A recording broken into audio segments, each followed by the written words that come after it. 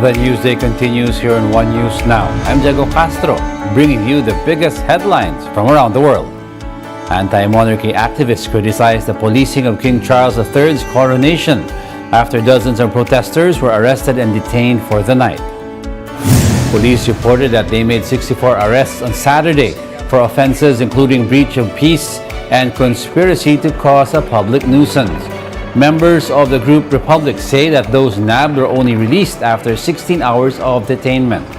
The police said that they understood public concern following the arrests. However, authorities say they only acted after receiving information that protesters were determined to disrupt the coronation procession.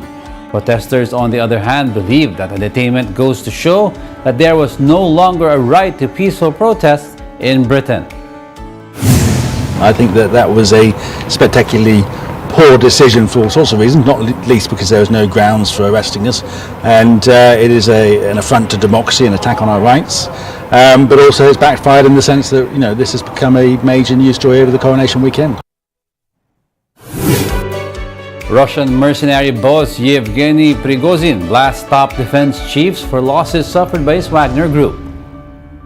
In an expletive-ridden video, Prigozhin was seen standing in a field of corpses that he said were those of Wagner fighters. He accused Russian defense officials of starving his forces of ammunition, saying that those responsible will go to hell. With this, the group planned to withdraw its troops from Bakhmut, where they spearhead Russia's months-long assault. Вот это вот парни ЧВК «Вагнер», которые погибли сегодня, еще кровь свежая. Если вы даете норму боеприпасов, их в 5 раз меньше. Они пришли сюда добровольцами и умирают за то, чтобы вы жировали в своих кабинетах с красным деревом. Учтите это! Prigozhin later on announced that they will no longer withdraw after receiving a combat order from the Russian government. He said that they have been promised as much ammunition and weapons as they need to continue further operations. Сегодня ночью мы получили боевое распоряжение впервые за все это время, в котором, если убрать секретные данные, в сухом остатке следующее. Нам обещают дать боеприпасы и вооружение столько, сколько нам требуется для продолжения дальнейших действий. Нам клянутся, что на фланге будет все выставлено, что необходимо для того, чтобы нас не подрезал противник. The death toll from floods in eastern Congo almost doubled on Sunday, reaching close to 400. A young political activist helping in the rescue efforts told the Associated Press that over 170 victims were buried in 4 mass graves. Local groups say the total number of victims that have been buried has reached 300. Torrential rains across Kalehe territory began on Thursday evening, causing flash floods that swept away majority of buildings in at least 2 villages. The Congolese government has declared this day as a national day of mourning in memory of the victims. Search operations, meanwhile, continue for at least 1,000 people who remain missing. We'll be back with more stories after the break. Keep it here on One News.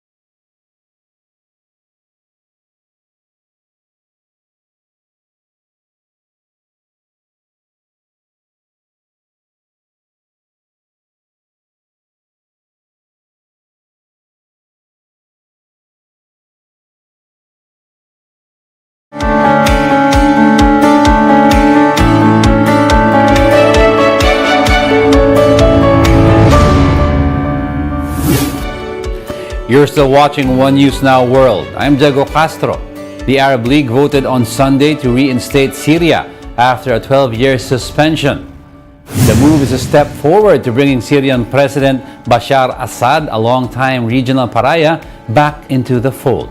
Syria's membership in the Arab League was suspended 12 years ago due to an uprising-turned conflict which has killed nearly 500,000 people and displaced half of the country's pre-war population of 23 million. Some influential league members remain opposed to reinstating Syria, including Qatar, which did not send its foreign minister to Sunday's gathering. 13 out of the league's 22 member states sent their foreign ministers to the meeting in Cairo, all of whom endorsed the decision. أتوقع جدا أن الكثير من الدول الأوروبية والدول الغربية سوف يعني ربما لا يسعدها هذا القرار العربي، لكن ده قرار عربي مستقل شايف أنه المصلحة العربية تستدعي في هذا التوقيت تحديدا أن المصلحة العربية تتطلب أنه لا يترك الشأن السوري بمفرده هكذا. At least 7 people were killed while several others were injured when a car ran into pedestrians in Texas. A video circulating online purporting to show the crash shows a speeding SUV plowing into a row of people sitting on a curb. However, Reuters was unable to independently determine the authenticity of the video. Authorities report they arrested a male suspect following the crash near a shelter for migrants and the homeless. Some migrants were among the dead, while no other details about those injured were given.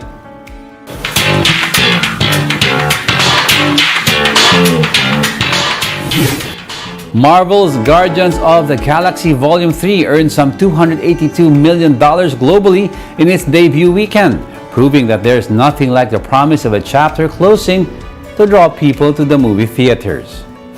The Marvel film, which features the story of space misfits, marks the final chapter of the Guardian of the Galaxy movie series. Guardians Volume 3 bumped the Super Mario Bros. Movie out of first place after 4 weekends atop the charts. The film sees the return of actors Chris Pratt, Zoe Saldana, Dave Bautista, Bradley Cooper, and Vin Diesel, among others. Reviews have been mostly positive, but a little more divided than previous installments. And those are the top world headlines of the hour. Join us again at 9 a.m. as we continue to monitor the day's biggest stories. Coming right up is Agenda at 8 a.m. I'm Diego Castro. We are One News, all sides, all the time.